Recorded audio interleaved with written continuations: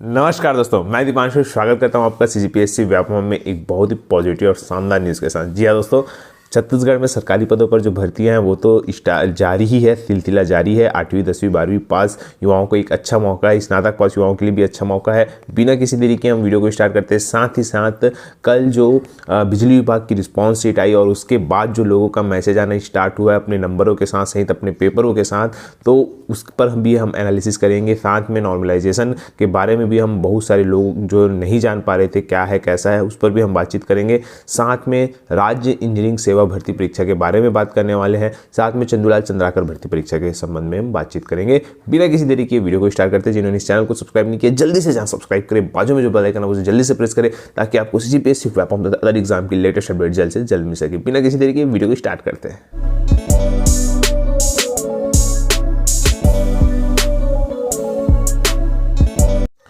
तो देखिए, सबसे पहले वीडियो को स्टार्ट करने से पहले आप सभी को ये बताना चाहूँगा कि कल आप सभी की स्क्रीन पर शो हो रहा होगा, कल जो है चंदूलाल चंद्राकर मेडिकल कॉलेज में जो है ओएसडी की जो है वो नियुक्ति की गई।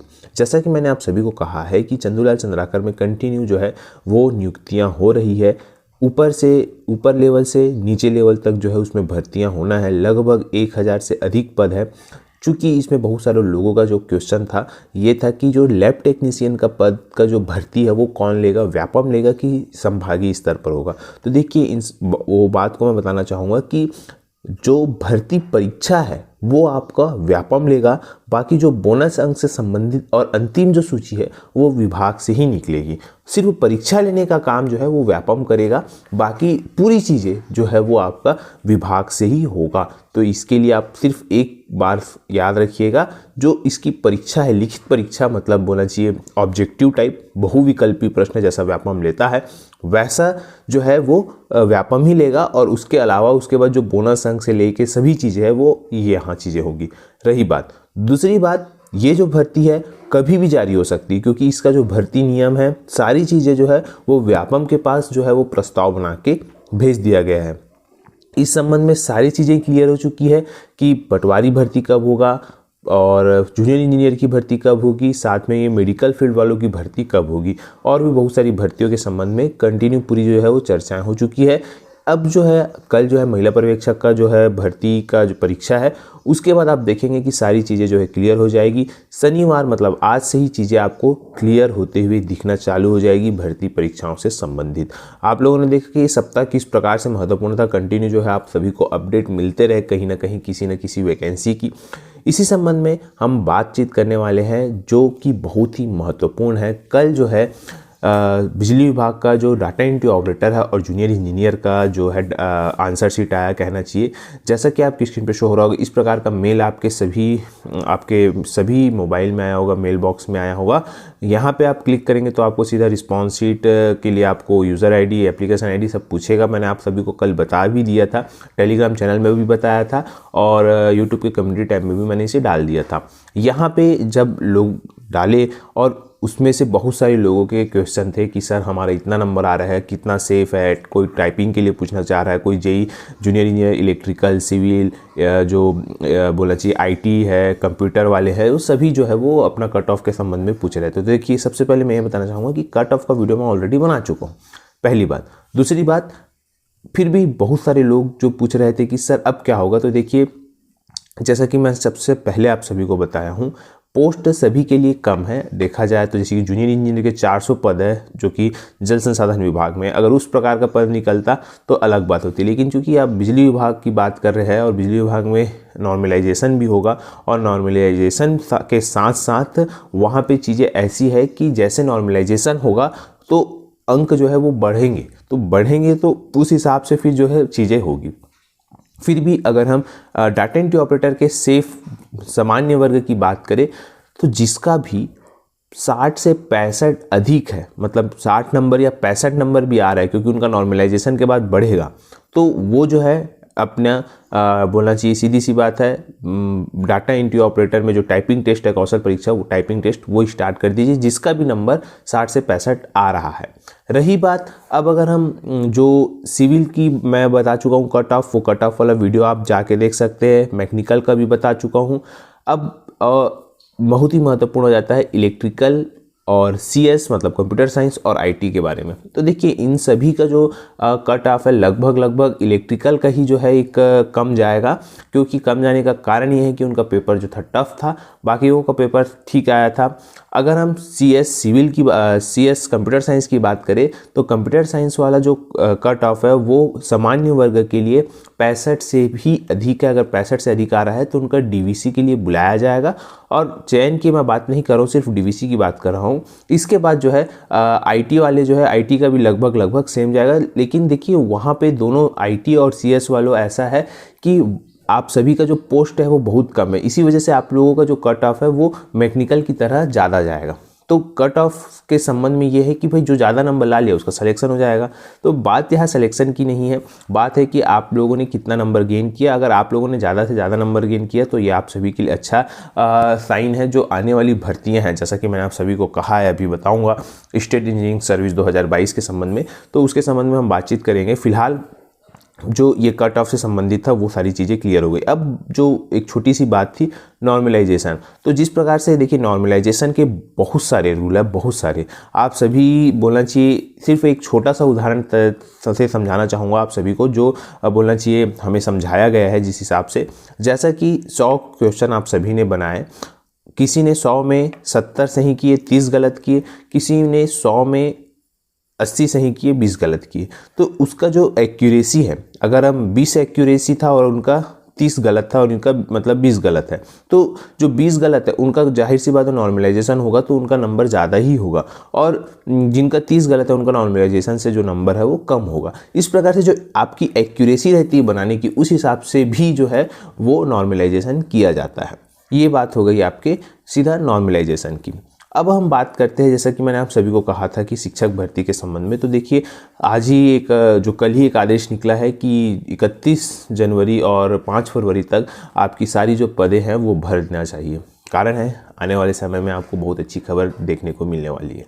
अब हम बात करते हैं कि जो अभी पद निकले हैं, जो 8वीं 10वीं 12वीं पास से संबंधित है, उसका मैं पूरा आपको डिटेल देता हूँ। उसका पहले पूरा डिटेल लिख लीजिए, उसके बाद हम बात करेंगे राज्य इंजीनियरिंग सेवा भर्ती परीक्षा 2022 के संबंध में। तो फिलहाल अब देखिए ये है आपका कार्यालय न्यायाधीश कुटुंब न्यायालय बलौदाबाजार। देखिए ये जो है 16वां जिला है, जहाँ पे जिला एवं सत्र न्यायालय या कुटुंब न्यायालय में जो है बलौदाबाजार में ये भर्ती का विज्ञापन निकला है। 17 जनवरी को निकला था ये भर्ती का विज्ञापन।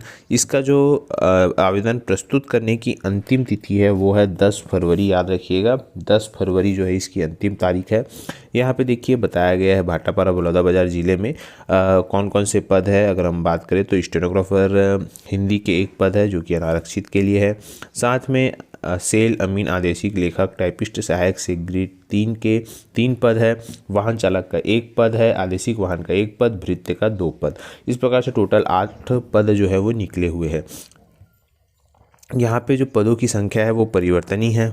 और यहाँ पे आगे हम अगर परीक्षा जो इसकी योग्यता के संबंध में बात करें तो मैं इसको कई बार बता चुका हूँ। इसका वेतनमान आप देख लीजिए और इसकी योग्यता देख लीजिए।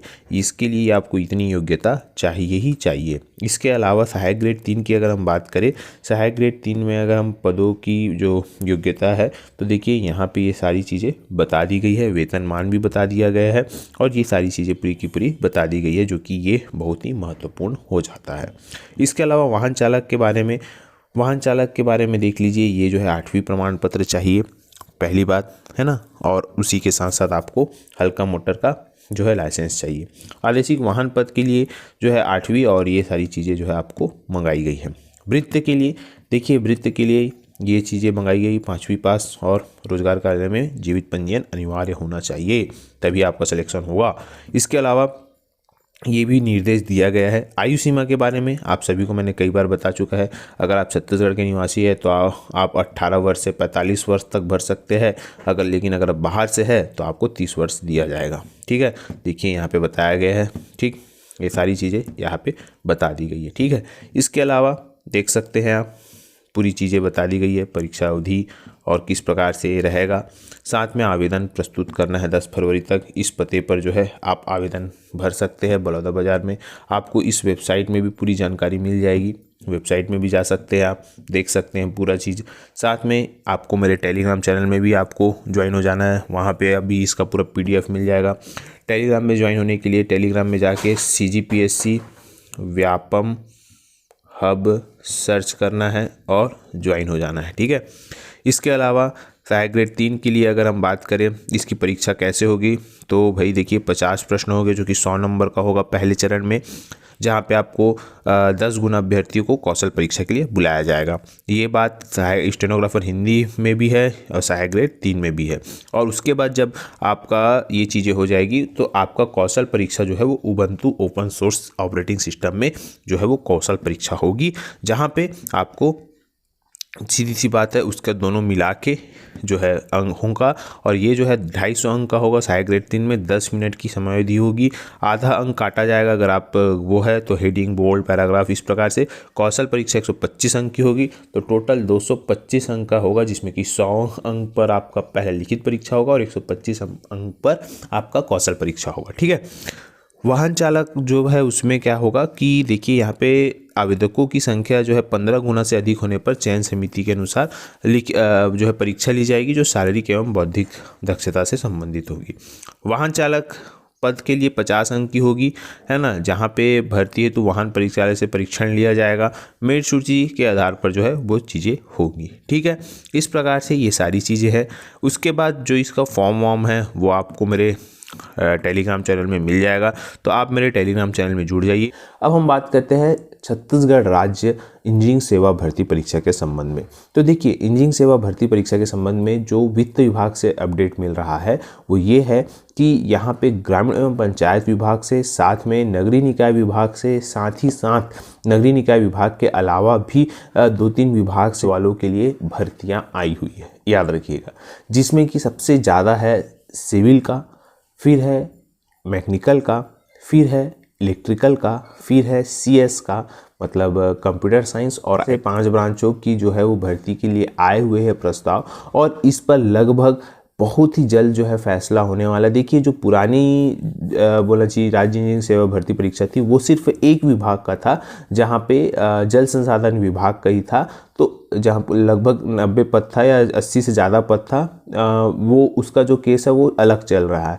तो यहाँ पे ये जो चीज़ें हैं उससे कोई लेना देना नहीं है। हम जो है ये जो है नई वैकेंसी हैं और ये जो है PSC के माध्यम से निकाली जाएगी। तो आप सभी इस चीज़ के लिए रेडी रहिएगा, क्योंकि 2022 में भी राज्य इंजीनियरिंग सेवा भर्ती परीक्षा होगी। इसके लिए आप निश्चिंत रहिए और अभी से तैयारी रखिए, वक्त है इसके लिए। परंतु आप याद रखिएगा कभी भी जो है जैसे अगर वित्त विभाग से अनुमति मिल जाती है तो उसमें देरी नहीं करेगा कोई भी विभाग, क्योंकि बम्पर मात्रा में जो है पद खाली है। तो आप सभी जो है वो रेडी रहिएगा और सिर्फ अपनी तैयारी पर जुट जाइएगा।